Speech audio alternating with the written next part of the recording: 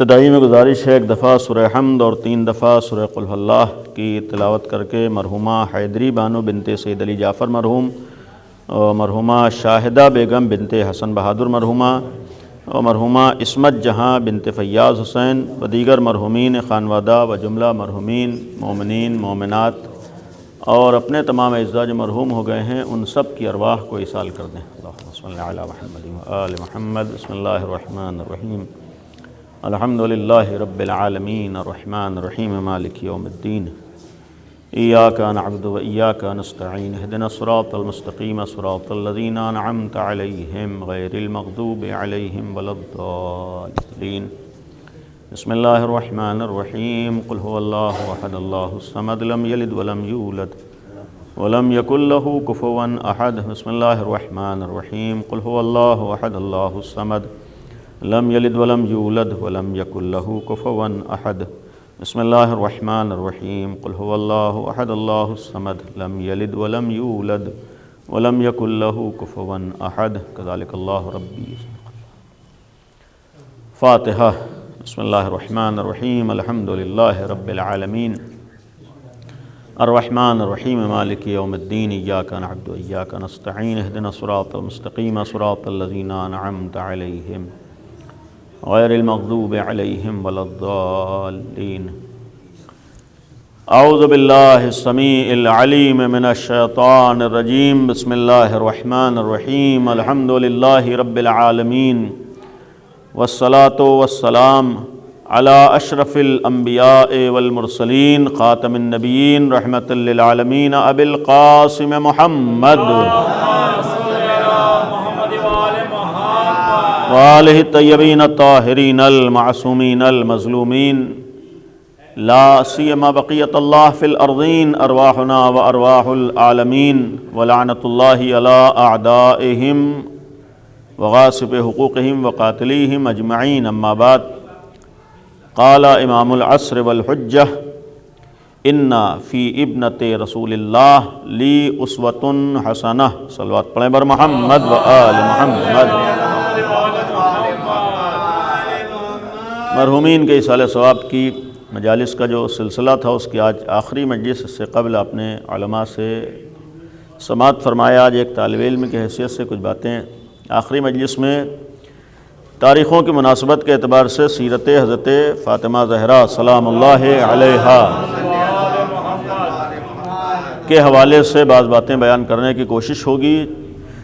گزشتہ اس محلے میں بعض مجالس میں اسی موضوع سے متعلق بعض باتیں بیان بھی ہوئی ہیں۔ پرسوں کی ایک مجلس مسجد میں تھی، اس میں بھی سیرت کے حوالے سے گفتگو تھی، اور انشاءاللہ اس کے بعد بھی مجالس کا سلسلہ ہے۔ پرسوں بھی جمعہ کو بھی ایک مجلس مسجد ولی اصغر میں ہے، اس میں بھی جو باتیں رہ جائیں گی وہاں انشاءاللہ بیان ہوں گی۔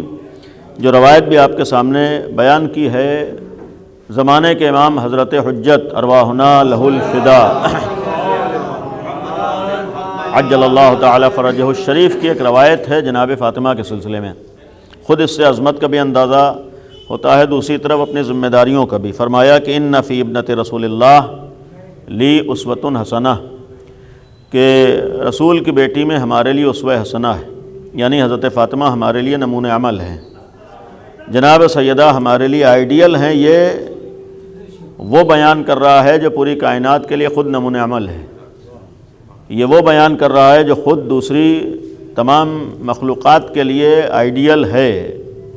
یہ خود ایک جملہ قابل غور ہے کہ حجت خدا ہے امام، نمونہ عمل ہے کائنات کے لیے، کامیابی کا ایک معیار ہے۔ لیکن امام نے بیان فرمایا کہ ہمارے لیے جو نمونہ عمل ہے، ہمارے لیے جو اسوہ حسنہ ہے، وہ ہماری جد ماجدہ ہیں۔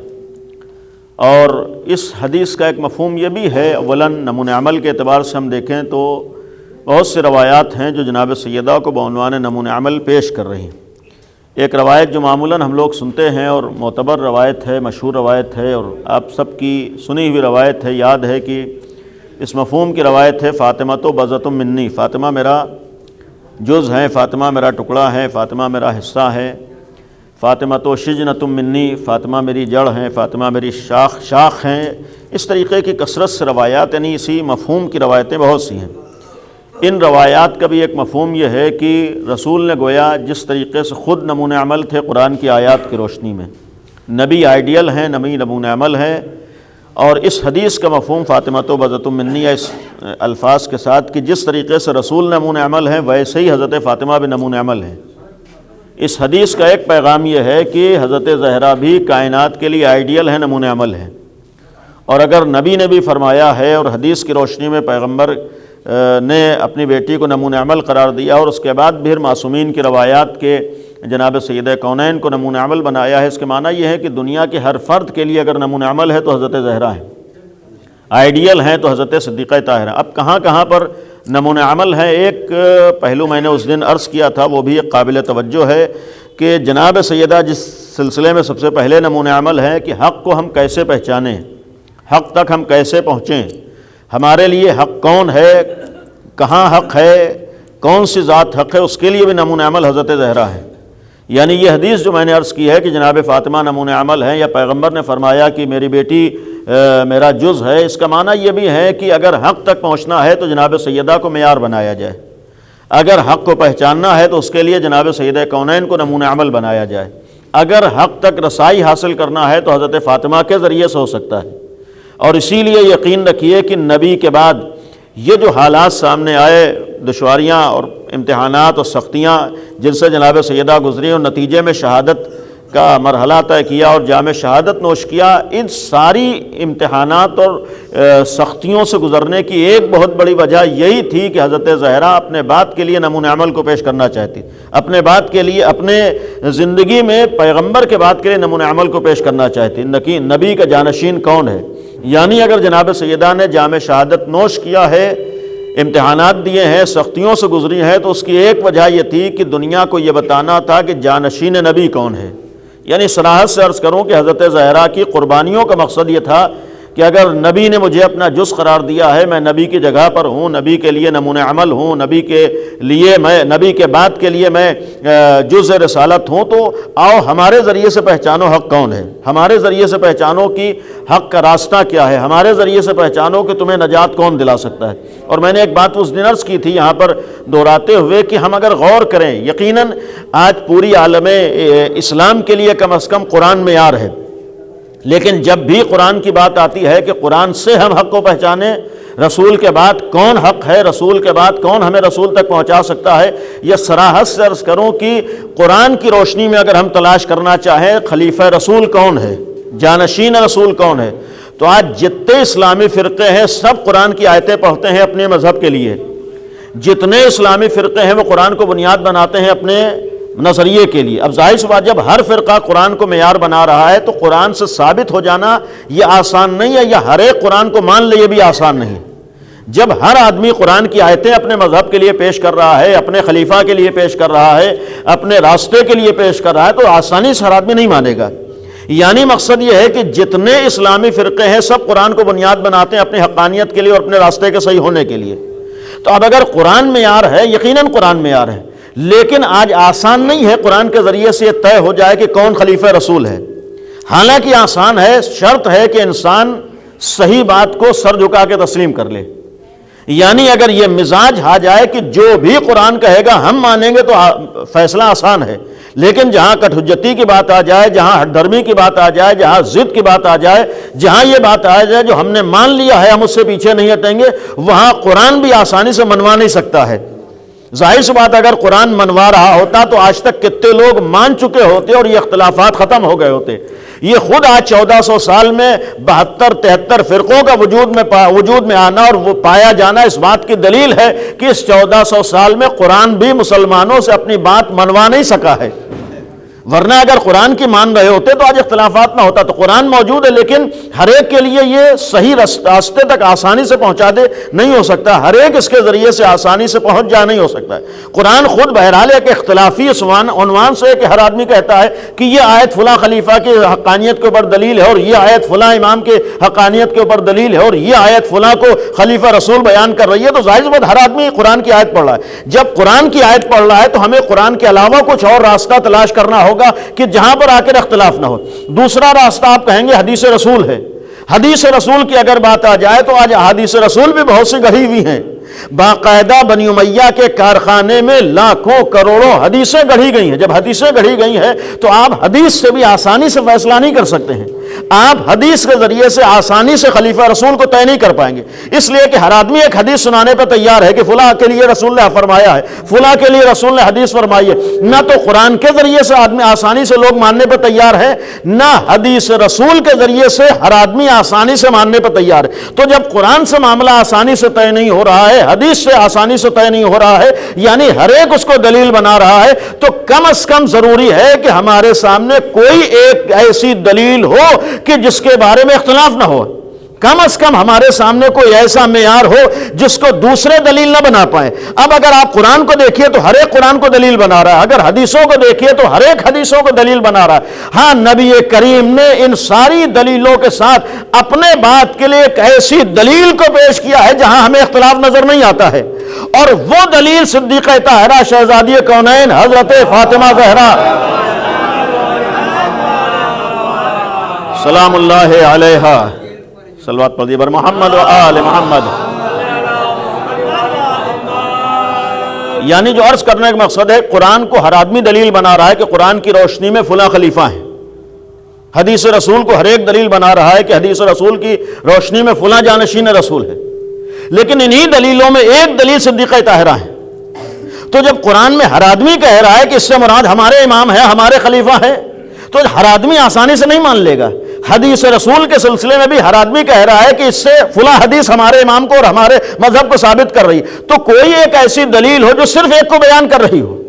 آپ تمام معتبر دلیلوں میں سوائے حضرت زہرا کے کوئی ایک دلیل نہیں پائیں گے جس سے آسانی سے یہ طے ہو سکے کہ ایک ہی راستے کو بیان کر رہی ہے. نبی کے بعد اگر کوئی ایسی دلیل ہمارے پاس ہے جو صرف ایک راستے کو بیان کر رہی ہے، وہ حضرت زہرا ہے. یعنی حضرت زہرا کے سلسلے میں کوئی اسلامی فرقہ یہ کہہ ہی نہیں سکتا ہے کہ جناب فاطمہ نے رسول کے بعد علی کے علاوہ کسی کو جانشین مانا ہو. پوری کائنات میں کوئی حضرت زہرا کو دلیل بناتا ہی نہیں ہے کہ جناب سیدہ نے امام علی کے علاوہ کسی کو اپنا امام مانا ہو.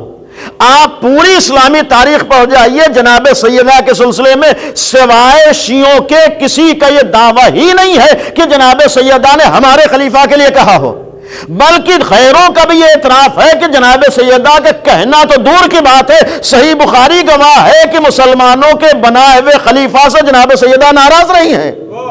یعنی آپ صحیح بخاری اٹھا کر دیکھ لیجئے، صاف صاف یہ جملہ موجود ہے کہ خلیفہ وقت سے حضرت زہرا ناراض تھیں. یہاں تک جملہ لکھا ہے کہ دنیا سے چلی گئی لیکن ناراض تھیں. یعنی یہ الفاظ موجود ہیں کہ جناب سیدہ نے علی کے علاوہ کسی کو نہیں مانا ہے.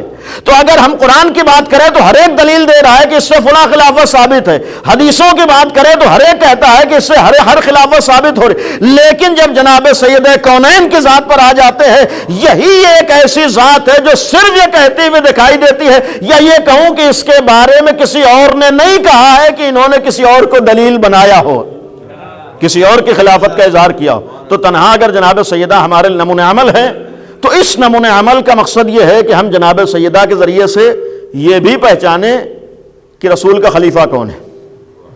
یعنی وضاحت سے اور صراحت سے اور صاف صاف عرض کروں کہ جناب سیدہ اور رسول کی بیٹی سے جا کر پوچھیں کہ رسول اللہ کی بیٹی نے رسول کا خلیفہ کس کو مانا ہے. ہم رسول کی بیٹی سے پوچھیں کہ رسول کا جانشین کس کو مانا ہے. اور آپ پوری اسلامی تاریخ کو پڑھ جائیے، آج تک 1400 سال میں کوئی ایک جھوٹی روایت بھی نہیں ملے گی کہ حضرت سیدہ نے امام علی کے علاوہ کسی ایک کو بھی اپنا امام یا خلیفہ رسول مانا ہو.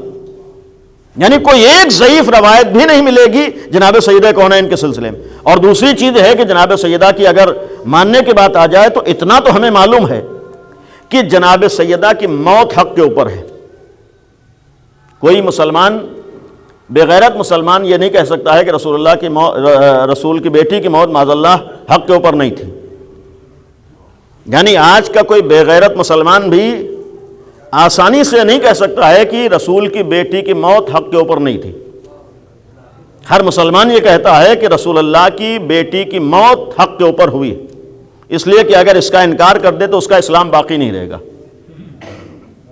یعنی اگر کوئی مسلمان یہ عقیدہ رکھے کہ رسول کی بیٹی کی موت حق کے اوپر نہیں تھی تو اس کا اسلام باقی نہیں رہے گا.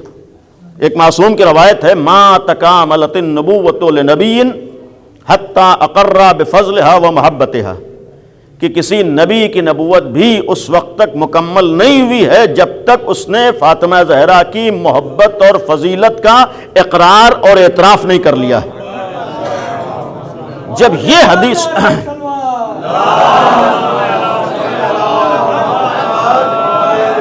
حدیث ہے کہ جناب فاطمہ کی محبت و فضیلت کا اقرار کیے بغیر کسی کی نبوت کامل نہیں ہوئی، تو اتنا تو ماننا ہی پڑے گا کہ جناب فاطمہ کو حق مانے بغیر کوئی مسلمان نہیں ہو سکتا ہے۔ جب حق مانے بغیر کوئی مسلمان نہیں ہو سکتا تو یہ تو یقین کرنا پڑے گا کہ جناب سیدہ جب دنیا سے گئی ہیں تو حق کے راستے پر تھیں، دین حق کے اوپر اس دنیا سے گئیں، اور اگر یہ ہمیں ماننا ضروری ہے کہ جناب سیدہ حق کے اوپر گئی ہیں، تو دوسری طرف روایات کی روشنی میں انسان کب حق کے اوپر دنیا سے جا سکتا ہے، کب اسے موت حق کے اوپر آ سکتی ہے؟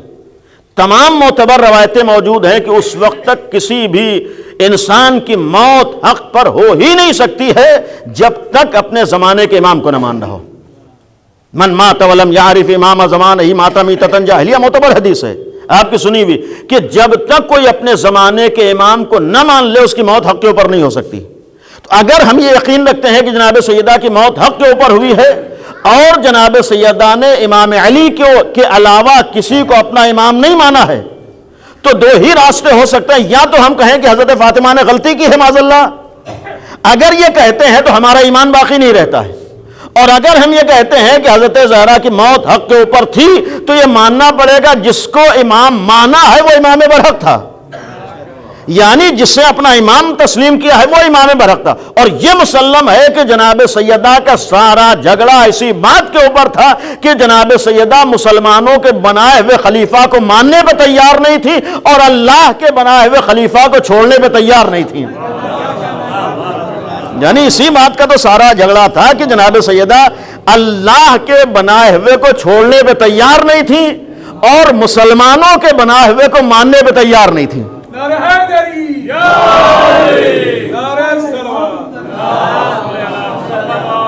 لہذا انہوں نے شہید ہونا گوارا کر لیا، لیکن اپنے اس فیصلے سے ایک قدم پیچھے نہیں ہٹایا۔ یعنی آپ تاریخ پڑھیے، جناب سیدہ نے ساری قربانیاں دینا گوارا کر لی، لیکن اس چیز سے پیچھے ہٹ جائیں کہ اللہ کے بنائے ہوئے کو چھوڑ دیں یا مسلمانوں کے بنائے ہوئے کو مان لیں، یہ نہیں ہو سکتا ہے۔ کہا کہ میں جام شہادت پی سکتی ہوں لیکن اس راستے سے نہیں ہٹ سکتی ہوں۔ تو اب ظاہر سی بات ہے کہ اگر حضرت زہرا نے ہمارے لیے نمونہ عمل ہے تو اس عنوان سے بھی نمونہ عمل ہے کہ کس کو جناب فاطمہ نے اپنا امام مانا ہے۔ اب یہاں پر جوانوں کے لیے، بچوں کے لیے، اس سے پہلے بھی کہیں ایک جملہ عرض کیا ہے کہ ہم لوگ اس بات کا سب سے پہلے فخر کریں کہ ہم نے رسول اللہ کے بعد اس کو خلیفہ مانا ہے جس کو جناب فاطمہ نے مانا ہے، یعنی ہم نے خلیفہ اسے مانا ہے جسے حضرت فاطمہ نے مانا ہے۔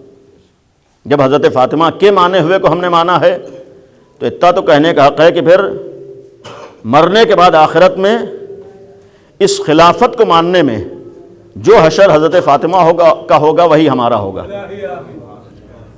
یعنی اس معاملے میں جو حشر جناب سیدہ کا ہوگا وہی تو ہمارا ہوگا۔ یعنی اگر جناب فاطمہ نے امام علی کو خلیفہ بلا فصل مانا ہے تو ہم بھی حضرت زہرا کے راستے پر چلتے ہوئے صرف علی ابن ابی طالب کو خلیفہ رسول مانتے ہیں۔ تب ظاہر بات ہمیں اس بات کی فکر نہیں ہے کہ ہمارا انجام کیا ہوگا، ہمیں اس بات کی فکر نہیں ہے کہ ہمارا حشر کیا ہوگا۔ اب مسلمان جو بھی جناب سیدہ کے سلسلے میں عقیدہ رکھتا ہے کہ ان کا کیا حشر ہوگا وہی تو ہمارا حشر ہوگا، یعنی اس اعتبار سے جہاں جناب سیدہ ہوں گی وہیں ہمیں جانا ہے، جہاں پہ وہ کھڑی ہوں گی۔ ظاہر بات جب قیامت کا منظر ہوگا اور وہاں قرآن کی ایک آیت ہے کہ ہر ایک کو اپنے امام کے ساتھ بلایا جائے گا، یہ قرآن میں ہے کہ ہر ایک کو اس کے امام کے ساتھ بلایا جائے گا۔ جب ہر ایک کو اس کے امام کے ساتھ بلایا جائے گا تب ظاہر سی بات ہے جناب فاطمہ نے اپنا امام علی کو مانا ہے، تو گویا جناب فاطمہ اس راستے پر جا رہے ہوں گے جس راستے پہ امام علی ہوں گے۔ قرآن کہہ رہا ہے کہ جب ہر ایک کو امام کے ساتھ بلایا جائے گا تو اس آیت کی روشنی میں جناب فاطمہ کو امام علی کے ساتھ بلایا جائے گا۔ جب امام علی کے ساتھ بلایا جائے گا تو ہم کو بھی امام علی کے ساتھ بلایا جائے گا، یعنی اس میں کوئی شک نہیں ہے کہ ہمیں امام علی کے ساتھ بلایا جائے گا۔ اب جو بھی امام علی کے سلسلے میں اللہ کا فیصلہ ہوگا، جو بھی جناب فاطمہ کے سلسلے میں اللہ کا فیصلہ ہوگا، جو نتیجہ ان لوگوں کے لیے ہوگا وہی ہمارا۔ تو پہلی چیز ہے کہ یہ ایک حساس موضوع ہے، لیکن قابل غور ہے۔ اور بعض جگہوں پر ایک بات بھی عرض کی ہے کہ دیکھیے بعض وقت معاملہ ہمارے ہاں غلط فہمی بعض لوگ ہوتی ہے کہ یہ لوگ ہر چیز چڑھانے کے لیے کہتے ہیں۔ دیکھیے ہر جگہ چڑھانے کے لیے بات نہیں ہوتی، کبھی کبھی انسان ہمدردی میں بھی کچھ باتیں کہتا ہے جو بعض لوگ سمجھتے ہیں کہ ہمیں چڑھانے کے لیے کہا گیا ہے، اس لیے کہ بعض موضوعات ایسے ہیں کہ جو ہمارے ذہنوں میں غلط فہمیاں بیٹھی ہوئی ہیں جس کی وجہ سے ہم سمجھتے ہیں کہ خالی اختلافی باتیں، جبکہ کم از کم ایک مسلمان کو دوسرے مسلمان کی اتنی فکر ہونی چاہیے کہ وہ خود ہدایت کے راستے کو پہچانے اور دوسروں کو ہدایت کا راستہ دکھائے۔ بھئی ہر مسلمان کا فریضہ ہے کہ خود ہدایت کے راستے کو پہچانے اور دوسروں کو ہدایت کا راستہ دکھائے۔ جب ہر مسلمان کا فریضہ ہے تو ہمارا بھی یہی فریضہ ہے، آپ کا بھی یہی فریضہ ہے کہ اپنے لیے ہدایت کے راستے کو پہچانے اور دوسروں تک ہدایت کے راستے کو پہنچائیں۔ اب ظاہر سی بات جب ہدایت کے راستے کو پہچاننا ضروری ہے تو اب ہمارے لیے جو مطمئن ترین راستہ ہدایت کا ہے وہ جناب سیدہ کا ہے۔ اگر جناب سیدہ کے علاوہ کوئی اور راستہ اطمینانی راستہ ہو، یقینی راستہ ہو، مدلل راستہ ہو، اور جس راستے کے اوپر جا کر ہمیں یقین ہو جائے کہ وہ ہمیں ہدایت کا راستہ دکھا سکتا ہے، ہمیں نجات دلا سکتا ہے، تو ہم وہ راستہ ماننے کے لیے تیار ہیں۔ یعنی جناب سیدہ کے علاوہ کوئی اور راستہ اگر ہے یا ان سے ہٹ کر اگر کامیابی کا راستہ ہو، کم از کم کوئی مسلمان تو یہ نہیں کہے گا جناب سیدہ کے علاوہ کوئی اور راستہ ہدایت کا راستہ ہو سکتا ہے۔ تو پہلی چیز ہے کہ نمونہ عمل میں ہمارے لیے کہ کسے ہم امام مانیں۔ دوسری چیز آئیے جو ہمارے ہاں اصل گفتگو تھی اور نمونہ عمل کی بات ہے کہ امام نے فرمایا میرے لیے نمونہ عمل حضرت زہرا ہے۔ اہل بیت کی زندگی میں زندگی کے دو رخ ہیں یا دو پہلو ہیں نمونہ عمل کے لیے آئیڈیل ہونے کے اعتبار سے۔ ایک ہمارے لیے ان کے فضائل کا پہلو ہے، کمالات کا پہلو ہے، اور یقیناً ایسے فضائل ہیں جنہیں ہر آدمی سمجھ بھی نہیں سکتا ہے۔ فضائل کو سمجھنے کے لیے پہلے کسی لائق ہونا ضروری ہے۔ ابھی یہاں الحمدللہ بہت سے ہمارے شعراء بھی موجود ہیں اور محترم ہمارے بزرگ علماء بھی ہیں، دونوں برادران۔ تو کسی اہم آدمی یا کسی ماہر آدمی، کسی فیلڈ کے کسی ماہر شخص کو پہچاننے کے لیے جب تک آدمی کسی لائق نہ ہو نہیں پہچان سکتا ہے۔ یعنی یہاں مجمع میں ہم اگر کہہ دیں کہ مثال کے طور پر میر تقی میر کی خوبی کیا تھی، انہیں کون پہچانتا ہے، تو آدمی ہو سکتا ہے یہ کہہ دے شاعر بہت اچھے تھے، لیکن یہ پوچھ لے ان کی خوبیاں کیا تھیں تو ہر آدمی نہیں بتا پائے گا۔ یعنی ان کی اچھائیاں کیا تھیں، مرزا غالب بہت مشہور ہیں، ان کی اچھائی کیا تھی، ان کی خوبی کیا تھی، ہر آدمی نہیں بتا پائے گا۔ یعنی ہر آدمی زبان سے تعریف کر دے گا لیکن ہر آدمی پہچان نہیں سکتا ہے، ہر آدمی کو ان کی صحیح شناخت نہیں ہو سکتی۔ کیسے پہچانے گا کہ مثلا میر تقی میر کی خوبیاں کیا ہیں، ان کا فن کیا ہے، ان کی فنی مہارتیں کیا ہیں، تو اس کے لیے آپ کہیں گے اسی وقت پہچان سکتا ہے کہ جب آدمی اس فیلڈ میں آئے اور جتنا جتنا محنت کر کے آگے بڑھے گا اتنا اتنا معلوم ہوگا کہ ان کی خوبیاں کیا ہیں۔ تو اس سے اتنا تو ثابت ہو گیا کہ کسی فیلڈ کے ماہر انسان کو پہچاننے کے لیے جب تک ہم خود اس فیلڈ میں نہ اتریں ہم اس کو نہیں پہچان سکتے۔ یعنی جب تک ہم اس فیلڈ کے آدمی نہ ہوں اس کی مہارت رکھنے والے کو صحیح طور پر نہیں پہچان سکتے۔ دوسروں سے پوچھ لینا اور ہے، خود پہچاننا اور ہوتا ہے۔ اگر خود معرفت کی بات آ جائے تو جب تک ہم اس فیلڈ کے ماہر نہ ہوں اس کا واقعی ماہر کیسے کیا ہوتا ہے نہیں پہچان سکتے ہیں۔ جب دنیاوی ماہر انسان کو بغیر اس فیلڈ میں اترے ہوئے ہم نہیں پہچان سکتے تو آل محمد جیسے باکمال افراد کو بھی پہچاننے کے لیے جب تک اس کمال کے حامل ہم نہ ہو جائیں نہیں پہچان سکتے ہیں۔ یعنی زبان سے کہہ دینا تو آسان ہے کہ وہ بہت بڑے مثلاً عالم تھے، بہت شجاع تھے، بہت بہادر تھے، صادق تھے، ساری چیزیں ہیں۔ زبان سے کہہ دینا اور ہوتا ہے اور واقعی معنی میں اسے پہچان لینا اور ہوتا ہے۔ پہچاننے کے لیے جب تک وہ کمال ہماری زندگی میں نہ آئے معرفت نہیں ہو سکتی ہے، اور جتنا جتنا کمال بڑھے گا اتنی ہی تو معرفت بڑھے گی۔ تو بھائی فضائل کے اعتبار سے ہر آدمی پہچان نہیں سکتا ہے، اسی لیے ہمارے دین میں ماننا کمال نہیں ہے بلکہ پہچاننا کمال ہے۔ اہل بیت کو ماننے کا حکم نہیں دیا گیا بلکہ آل محمد کو پہچاننے کا حکم دیا گیا ہے۔ اس لیے کہ معرفت کا مطلب ہوتا ہے جب آدمی پہچان لیتا ہے تو پھر مجبور ہوتا ہے اس کے پاس جانے کے لیے۔ ماننے کے لیے مجبور ہو جاتا. جو پہچاننا ضروری ہے تو پھر ہر ایک نہیں پہچان سکتا، یہ یقین رکھیے. معرفت کے بھی درجات آسان نہیں ہوتے. یہ یقین سے عرض کر سکتا ہوں کہ اس وقت جتنا مجمع ہے سب معرفت کے اعتبار سے برابر نہیں ہے. روایت موجود ہے کہ سلمان و ابوذر معرفت کے اعتبار سے برابر نہیں ہے. یعنی رسول کی بس میں بیٹھنے والے امیر المومنین کے خاص اصحاب بھی معرفت میں ایک درجے پر نہیں تھے. اس کے معنی یہ ہے کہ جتنی انسان کے اندر صلاحیت ہوتی ہے اتنی ہی تو معرفت ہوگی. جتنی انسان کے اندر صلاحیت ہوگی اتنی ہی تو پہچان سکتا ہے. تو جہاں تک پہچاننے کی بات ہے، ہمارے لیے معرفت کی حد تک پہنچنے کے لیے خود اندر وہ صلاحیت ہونا ضروری ہے. مثلا سچے بنیں گے تب معلوم ہوگا صادق کس کو کہتے ہیں. یہی تو ہے کہ جب ہماری زندگی میں صداقت آئے گی تبھی تو معلوم ہوگا امام صادق کسے کہتے ہیں. ورنہ اگر زندگی میں صداقت نہ آئے تو پھر جھوٹے و مکار کو آدمی صدیق کہتا ہوا دکھائی دے گا. ایک صلوات پڑھیں ہمارے محمد و آل محمد. یہ بھی ضروری ہے کہ ظاہر سی بات ہے، اگر مثال کے طور پر زین العابدین کو پہچاننا ہے تو ہم کیسے بتا سکتے ہیں کہ زین العابدین کون ہوتا ہے؟ پہلے ہمیں عبادت کا سلیقہ طریقہ معلوم ہو تبھی تو پتا چلے گا زین العابدین کون ہوتا ہے. یعنی آسان نہیں ہے کہ ہم یوں ہی پہچان لیں زین العابدین کون ہے. آپ کیسے پہچانیں کہ امام تقی کسے کہتے ہیں؟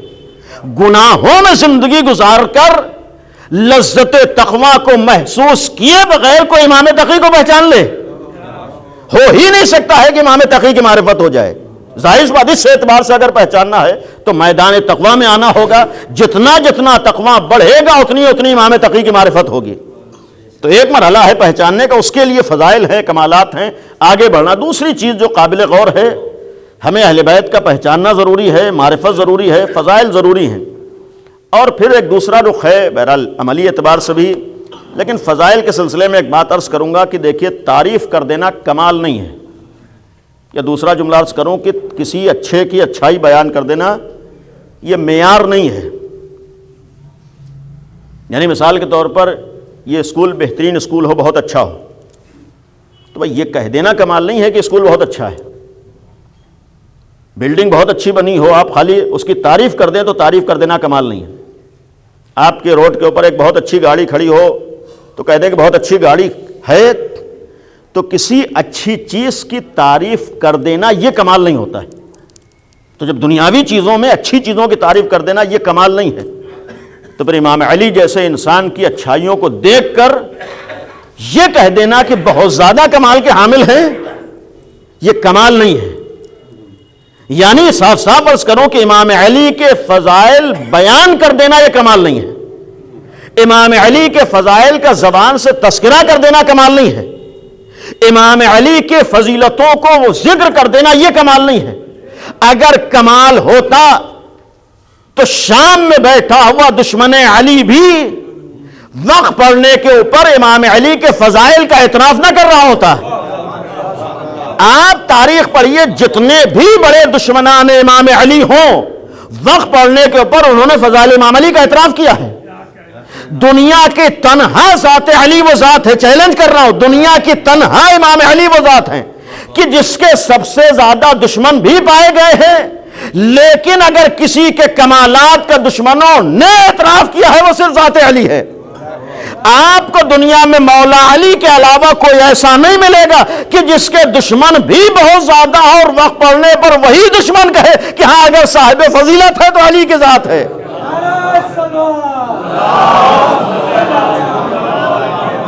تو امام علی کے سلسلے میں تد مسلم ہے کہ فضائل بہت ہیں اور ہر ایک نے فضائل کو بیان کیا ہے، تذکرہ کیا ہے.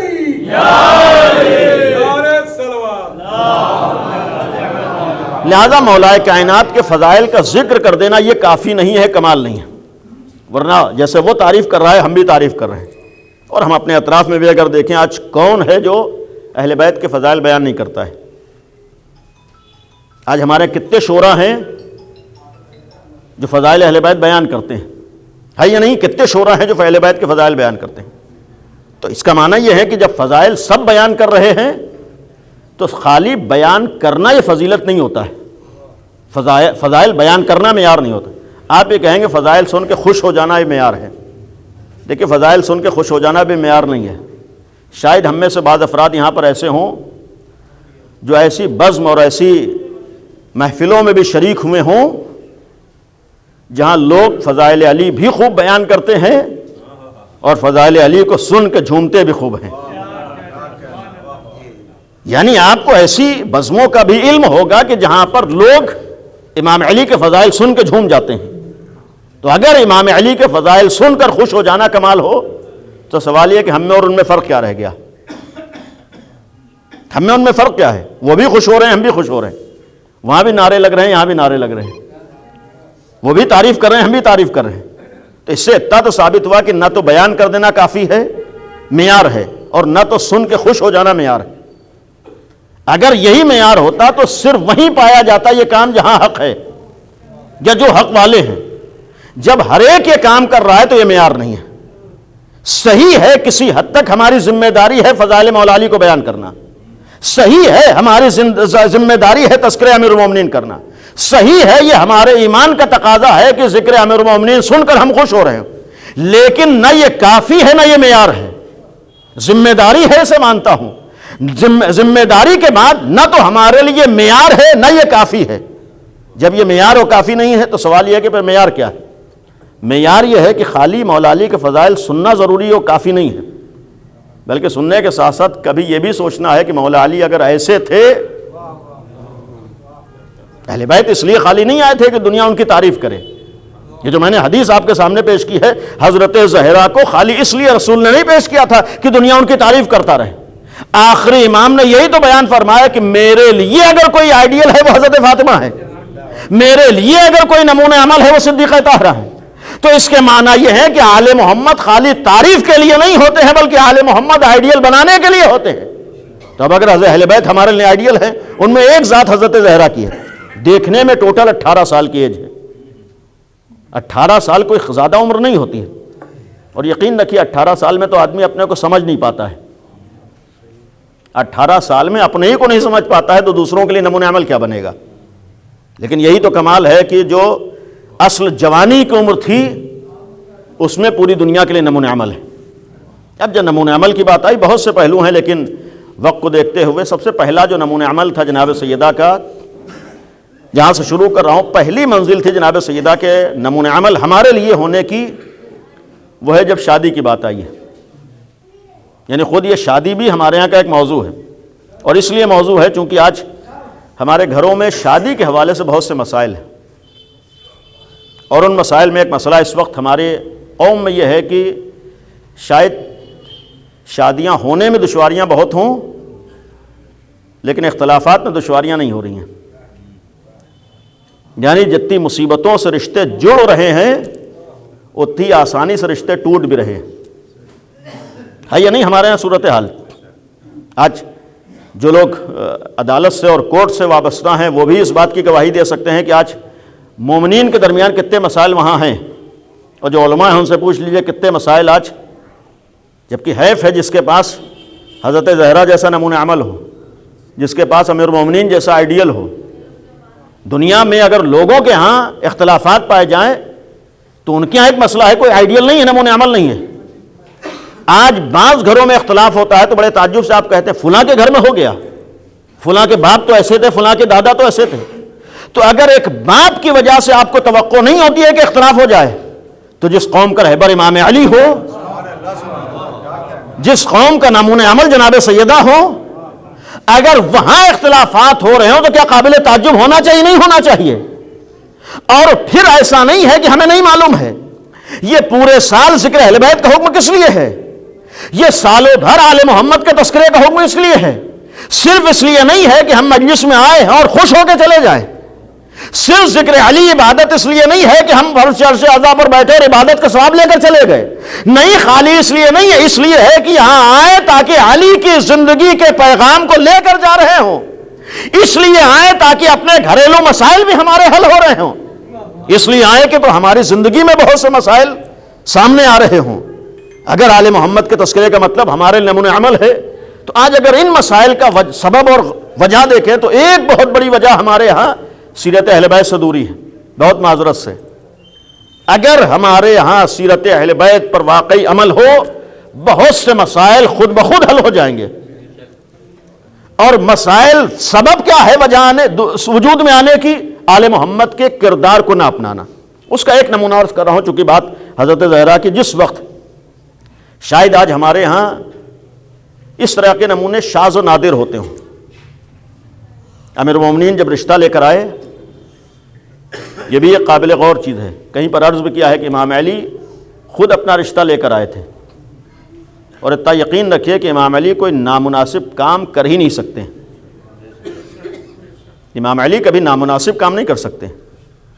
تو امام علی نے اپنا رشتہ رسول اللہ کو دیا ہے نہیں دیا ہے؟ یا صاف صاف بچوں کے لیے آسان زبان میں بات کروں کہ جناب امیر المومنین نے اپنی شادی کی بات رسول اللہ سے کی ہے نہیں کی ہے؟ خود رشتہ دیا ہے. آج انصاف سے بتائیے، ہمارے بہت سے گھروں میں اگر ایک نوجوان اپنی شادی کی بات گھر والوں سے کر دے تو اسے بد تہذیبی شمار کیا جاتا ہے.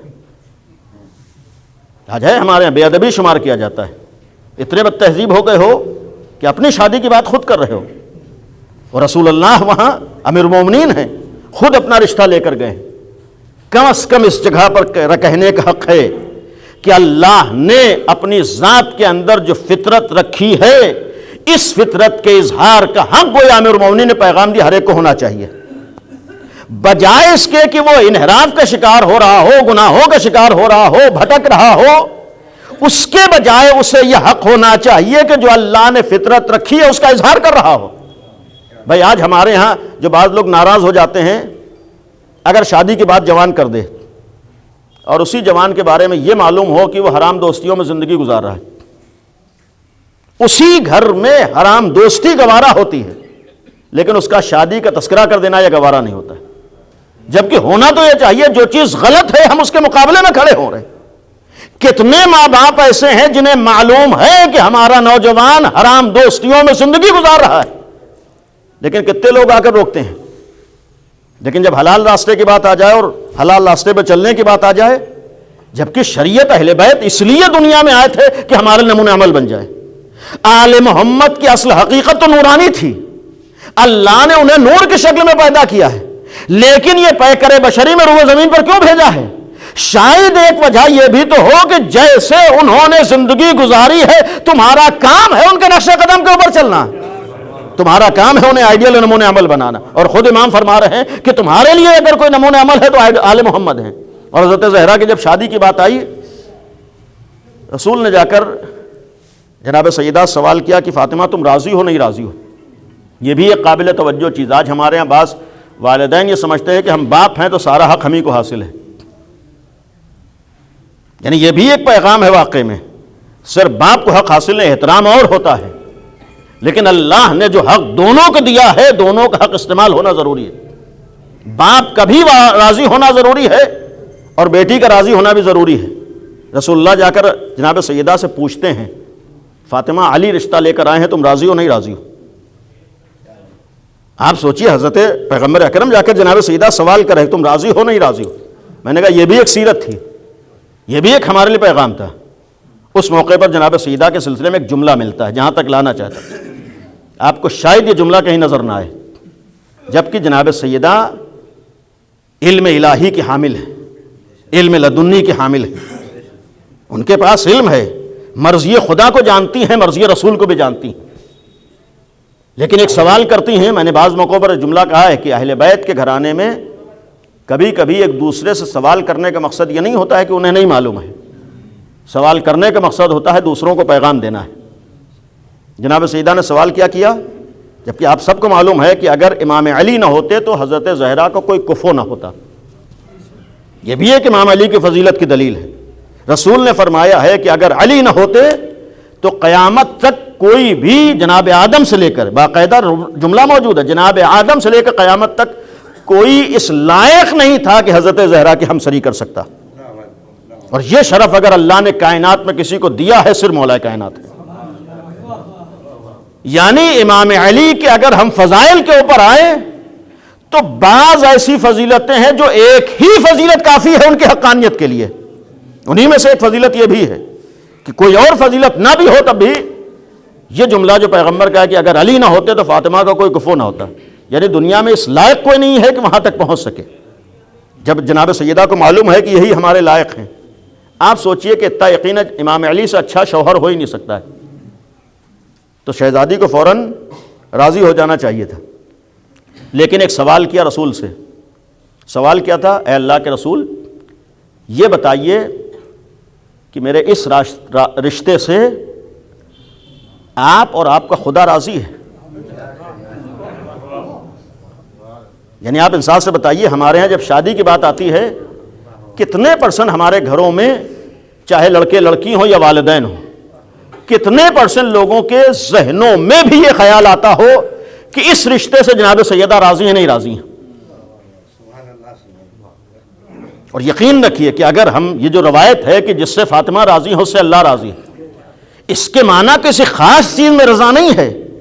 اگر ہم زندگی کے ہر موڑ پر حضرت زہرا کی رضا کا خیال کر لے جائیں تو یقین رکھیے زندگی کی دشواریاں خود بخود ختم ہوتی چلی جائیں گی۔ اس لیے کہ جہاں جہاں جناب سیدہ کو ہم فراموش کریں گے وہیں پر مصیبتیں ہماری زندگی میں آئیں گی۔ اور اس کا ایک راستہ یہ بھی ہوتا ہے، رشتے کے وقت سب سے پہلا سوال ہم لوگ کرتے ہیں کہ اس کی انکم کتنی ہے۔ ہمارے یہاں سوال ہوتا ہے کہ ہڈی کیسی ہے، ہمارے یہاں سوال ہوتا ہے کہ گھر کیسا ہے، ہمارے ہاں سوال یہ ہوتا ہے کہ خوبصورتی کیسی ہے، ہمارے ہاں سوال یہ ہوتا ہے کہ کتنا جہیز ملے گا، ہمارے ہاں سوال ہوتا ہے کتنا لے کر آئے گی۔ یعنی معمولاً ذہنوں میں جو سوالات اٹھتے ہیں یہ اٹھتے ہیں، لیکن جناب سیدہ کا سب سے پہلا سوال کیا ہے؟ اے بابا جان یہ بتائیے کہ اس سے اللہ اور اس کا رسول راضی ہے نہیں راضی؟ یعنی گویا زندگی کی کامیابی کا ایک معیار بتایا ہے کہ اگر تم رسول کی اور رسول اللہ کی رضا کا خیال کرو گے تو یہ ہو ہی نہیں سکتا ہے کہ اگر کوئی اللہ کی رضا کا خیال کر کے قدم آگے بڑھا رہا ہو اور پھر اس کی زندگی میں مسائل سامنے آ رہے ہیں۔ اور جب رشتہ ہو چکا ہے، صدیقہ طاہرہ کا گھر میں آئی ہیں، اور گھر میں آنے کے بعد ایسا نہیں ہے کہ بہت اچھا گھر تھا اس عنوان سے کہ پیسے کی کمی نہیں تھی اور دولت کی کمی نہیں تھی، گھر میں فاقے تک کی نوبتیں آتی تھیں۔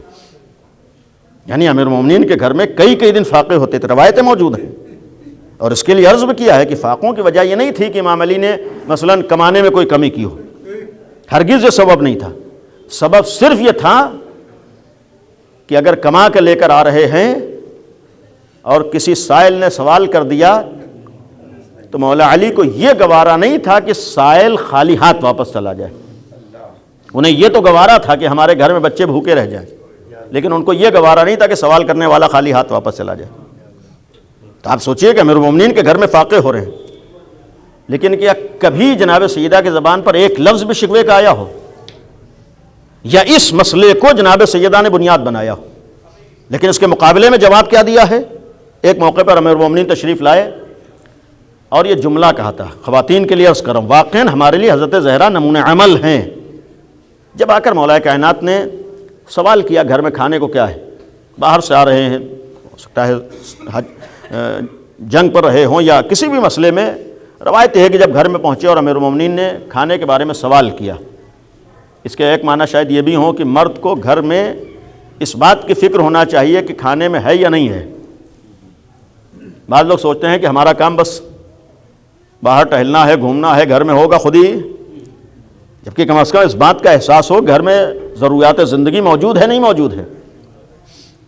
اور اصل مردانگی تو یہی ہوتی ہے، جہیز مانگ لینے کو مردانگی نہیں کہتے ہیں، لڑکی کے آئے ہوئے جہیز کے اوپر فخر کر لینے کو اس سے مردانگی نہیں کہتے ہیں۔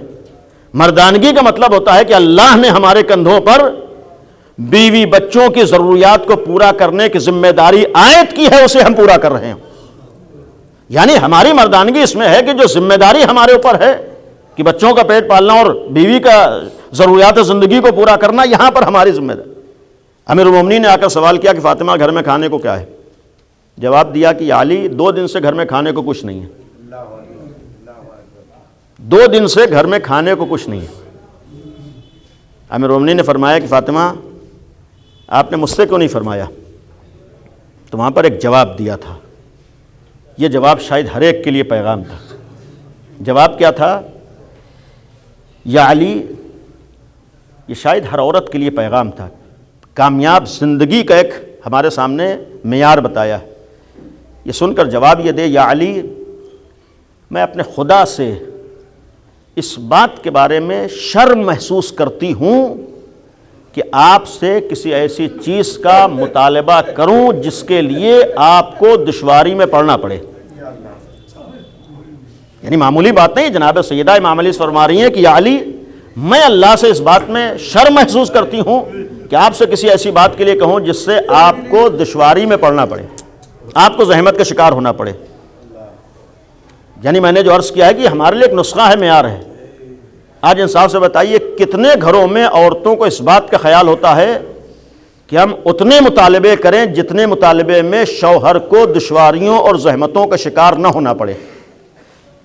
ہمارے بعض گھروں میں اختلاف کی ایک وجہ یہ ہے کہ بعض خواتین کو اپنے مطالبے سے مطلب ہے، شوہر کی حالات سے کوئی مطلب نہیں۔ یہ جناب سیدہ کی ایک سیرت ہے ہمارے لیے۔ گویا اپنی ضروریات کو دیکھ لینا یہی کمال نہیں ہوتا ہے۔ بھائی نئے جوڑے سال میں 10 آ جائیں یہ اچھے ہیں، یا ہمارا گھر جنت نظیر بنا رہے یہ اچھا ہوتا ہے؟ ہماری ضرورتیں پوری ہو جائیں یہ کافی ہے، یا ہمارے آپسی محبتیں باقی رہیں یہ کافی ہیں؟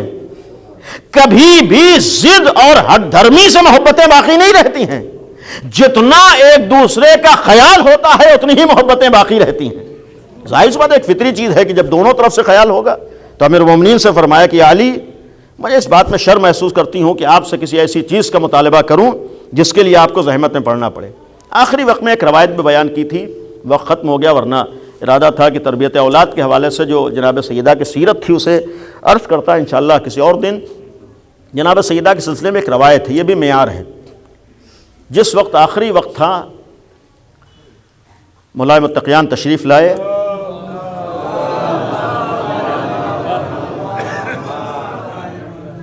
اور امیر المومنین نے آخری لمحات میں صدیقہ طاہرہ کے سرہانے بیٹھے، اس وقت کچھ وصیتیں فرمائی تھیں، یعنی دنیا سے جاتے وقت کی کچھ وصیتیں ہیں۔ ان وصیتوں میں ایک ہمارے لیے پیغام تھا۔ گویا 3 معیار حضرت زہرا نے کامیابی کے بتائے تھے۔ اپنی زبان سے جملہ کہا ہے، جملہ یہ تھا کہ یا علی میں نے زندگی میں اس روایت کے مطابق 3 کام کبھی نہیں کیے۔ سب سے پہلی چیز فرمائی، یا علی میں نے زندگی میں کبھی آپ سے جھوٹ نہیں بولا ہے۔ یعنی حضرت زہرا، یا علی میں نے کبھی زندگی میں جھوٹ نہیں بولا ہے۔ اس کے معنی یہ تھے کہ ایک کامیاب زندگی کا پہلا معیار زندگی میں سچائی ہوتی ہے۔ جہاں زندگی کا آغاز جھوٹ سے ہوگا وہاں محبتیں نہیں آتی ہیں۔ ہمارے کتنے % سچ بولا جاتا ہے؟ عمر کی بات آ جائے کتنے % ہم لوگ سچ بولتے ہیں؟ ڈگری کی بات آ جائے کتنی سچ باتیں ہم لوگ سامنے لے کر آتے ہیں؟ بہت سے معاملات میں کتنا ہم لوگ چھپانے کی کوشش کرتے ہیں، جبکہ اتنا یقین ہے کبھی جھوٹ چھپا نہیں رہتا ہے، اور یہی جھوٹ جب سامنے آتا ہے تو اختلاف کا سبب بن جاتا ہے۔ جناب سیدہ ہمارے ایک پیغام دے رہی ہیں کہ اگر کامیاب زندگی گزارنا چاہتے ہو تو یہ طے کر لو زندگی میں کبھی زبان پر جھوٹ نہیں آئے گا۔ فرمایا کہ یا علی میں نے کبھی جھوٹ نہیں بولا ہے، اور دوسرا جملہ فرمایا، یا علی میں نے کبھی خیانت نہیں کی، میں نے ہمیشہ امانت داری کا خیال کیا ہے۔ یعنی آپ سوچئے، گویا میں نے عرض کیا کہ دوسروں کے لیے کامیابی کا معیار بتایا ہے۔ میں نے کبھی جھوٹ نہیں بولا ہے، ہمیشہ سچ بولی ہوں۔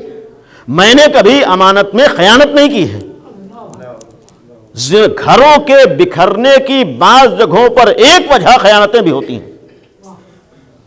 حضرت زہرا ہمارے لیے ایک پیغام، میں نے کبھی خیانت نہیں کی۔ اور تیسری چیز فرمائی، یا علی میں نے ہمیشہ آپ کی اطاعت کی ہے، یا علی میں نے کبھی آپ کی مخالفت نہیں کی ہے۔ پھر پلٹ کے امیر المومنین نے کیا فرمایا، اے بنت نبی آپ کی عظمتیں، مفہوم عرض کر رہا ہوں، آپ کی عظمتیں وہ ہیں جنہیں تصور کر لینا آسان نہیں ہے، اور یہ چیزیں آپ کے بارے میں تو سوچی بھی نہیں جا سکتی ہیں۔ یعنی امیر المومنین خود صداقت میں آپ کا معیار کون ہو سکتا ہے؟ امانت داری میں آپ کا معیار کون ہو سکتا ہے؟ اور اطاعت خدا و رسول، اطاعت علی میں آپ کے مقابلے پر کون آ سکتا ہے؟ آپ سوچئے حضرت امیر المومنین نے بھی صداقت کی گواہی دی ہے۔ صدیقہ طاہرہ وہ ہیں جن کی صداقت کی گواہی قرآن نے دی ہے۔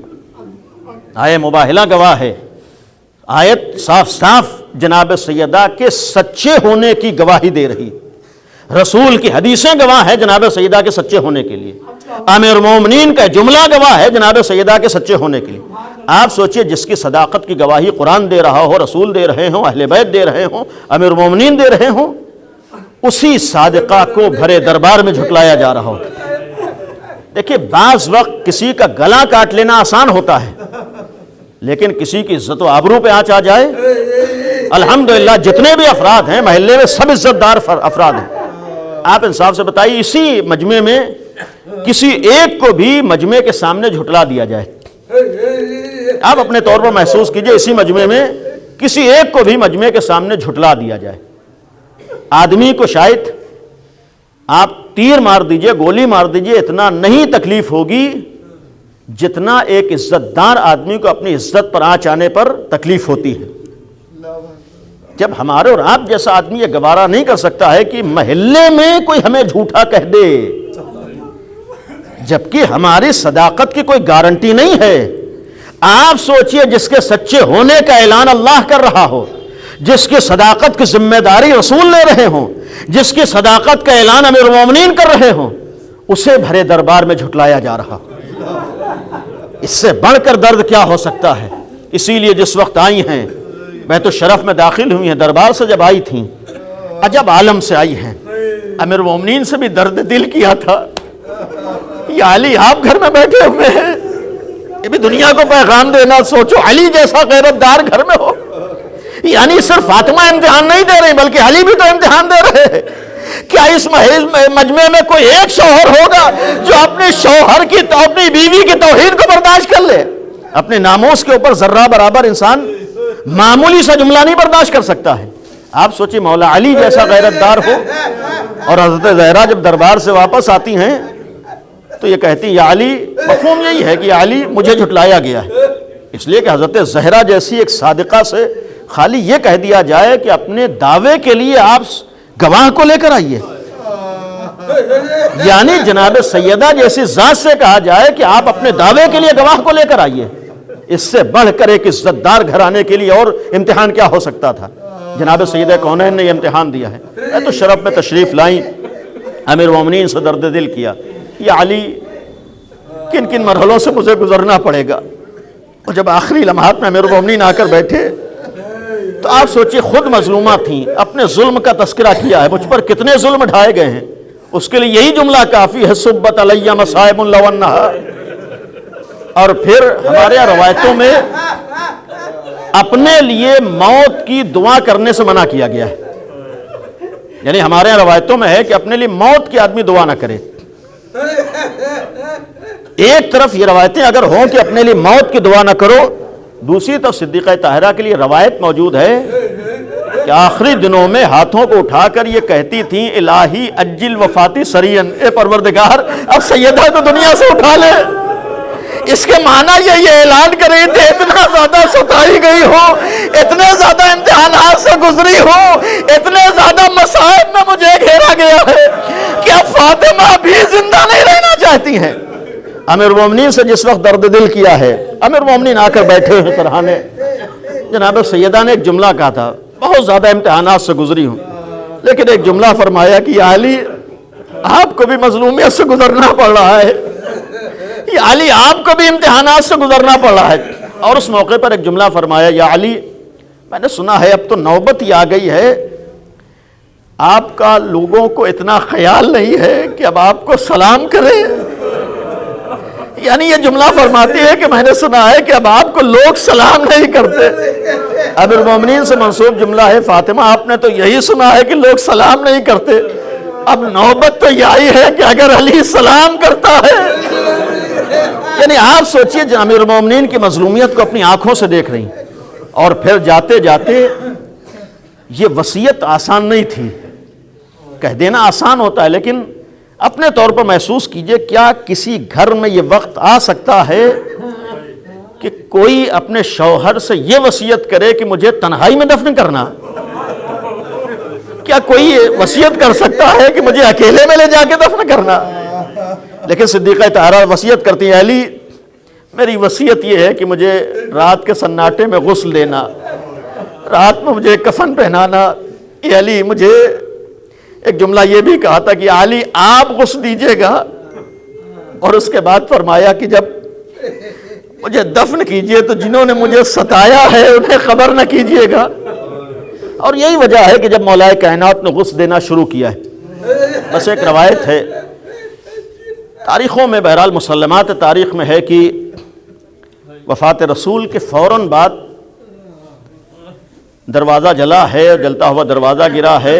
وہ سارے واقعات رسول کی وفات کے فوراً بعد کے ہیں، یعنی تقریباً 1 ہفتے کے اندر کے واقعات ہیں. اور اس کے تقریباً 2.5-3 مہینے کے بعد حضرت زہرا دنیا سے گئی ہے. اور اس وقت کی ایک روایت یہ ہے کہ جب 2-3 موقع کی روایت میں نے خود پڑھی ہے کہ جب ظالم آئے ہیں، ملعون آئے ہیں، تو کئی وار جناب سیدہ کے جسم مبارک پر ہوئے ہیں. کسی نے کوڑا مارا ہے، کسی نے تلوار کے ہتھے سے مارا ہے. اور اس میں ایک روایت ہے کہ جب ظالم نے کوڑا دست مبارک پر مارا ہے تو جیسے تعویذ آپ باندھتے ہیں، باقاعدہ جملہ موجود ہے، بازو پر تعویذ کی شکل میں سوجن آ گئی تھی. یہ روایت وفات رسول کے بعد کی ہے. تقریباً 2.5-3 مہینے کے بعد جب مولا کائنات نے حضرت زہرا کو غسل دینا شروع کیا ہے، ایک دفعہ امیر المومنین غسل دیتے دیتے بلند آواز سے روتے ہیں، چیخ مار کے امیر المومنین روئے.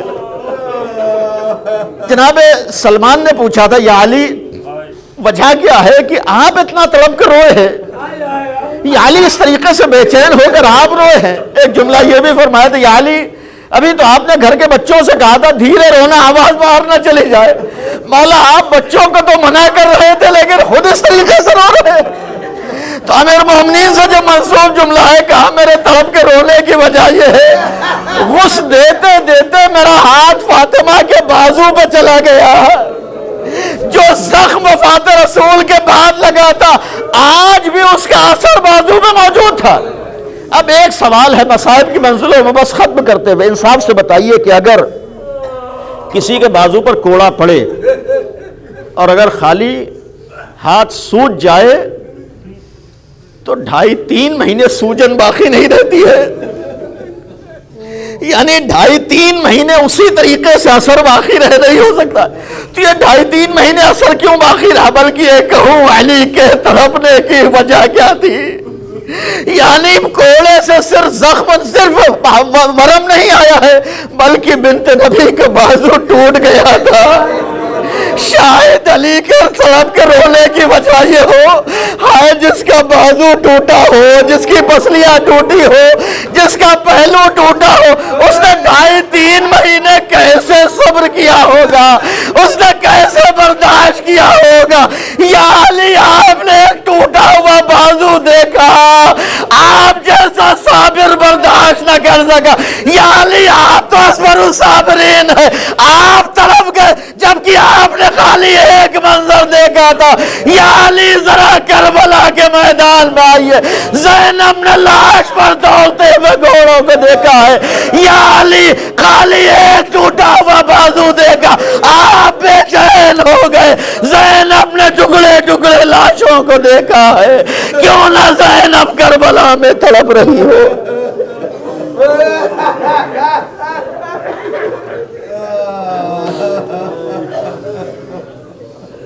الا لعنت اللہ علی القوم الظالمین سيعلم الذین ظلموا ای منقلب ينقلبون. خدایا ہم سب کی اس عبادت کو قبول فرما.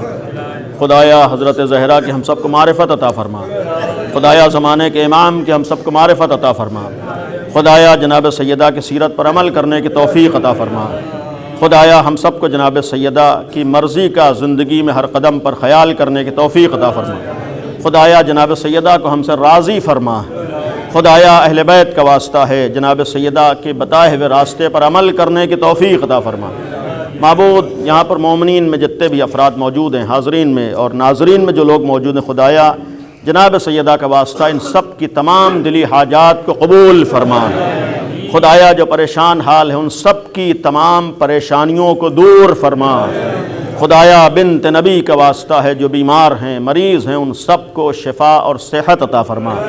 خدایا جو بے اولاد ہیں ان سب کو اولاد صالح عطا فرما. معبود جو صاحب اولاد ہیں ان سب کی اولاد کو نیک اور صالح بننے کی توفیق عطا فرما۔ خدایا جناب سیدہ کا واسطہ ہم سب کو اپنے بچوں کی اس پرآشوب دور میں صحیح معنی میں تربیت کرنے کی توفیق عطا فرما۔ خدایا ہمارے آپسی اختلافات کو دور فرما۔ خدایا ہمارے گھریلو مسائل کو حل فرما۔ پالنے والے اہل بیت کا واسطہ ہے جو نوجوان بیٹے بیٹیاں شادی کی عمر کو پہنچ چکے ان سب کے شادی کے اسباب مہیا فرما۔ پالنے والے ہمارے ہاں طلاق کی تعداد بڑھتی جا رہی، معبود اہل بیت کا واسطہ ہے ہمارے ہاں محبت و رأفت و مہربانی اور الفت قرار دے۔ خدایا ہمارے درمیان سے ہر طرح کی جہالت کا خاتمہ فرما۔ خدایا ہم سب کو علم اور عمل کی توفیق عطا فرما۔ خدایا غربت کا خاتمہ فرما۔ پالنے والے پریشانیوں کا خاتمہ فرما۔ خدایا دنیا سے ظلم و ظالمین کا خاتمہ فرما۔ پالنے والے سر فہرست ظالم طاقتوں کا خاتمہ فرما۔ خدایا اسرائیل و امریکہ جیسی ظالم طاقتوں اور حکومتوں کا خاتمہ فرما۔ خدایا دنیا میں جہاں جہاں بھی حق کے ماننے والے ہیں، مظلومین ہیں، ان سب کی نصرت و مدد فرما۔ پالنے والے علماء اعلام کا سایہ ہمارے سروں پر باقی رہے۔ خدایا اہل بیت کا واسطہ ہے ہماری ہر وقت کی حقیقی اور واقعی دعا بس یہی ہے کہ اپنی آخری حجت کے ظہور میں تعجیل فرما۔ خدایا ہم سب کو اس لائق بنا دے کہ ہمارا شمار بھی امام کے ساتھیوں میں ہو سکے۔ آخر میں ایک دفعہ سورہ حمد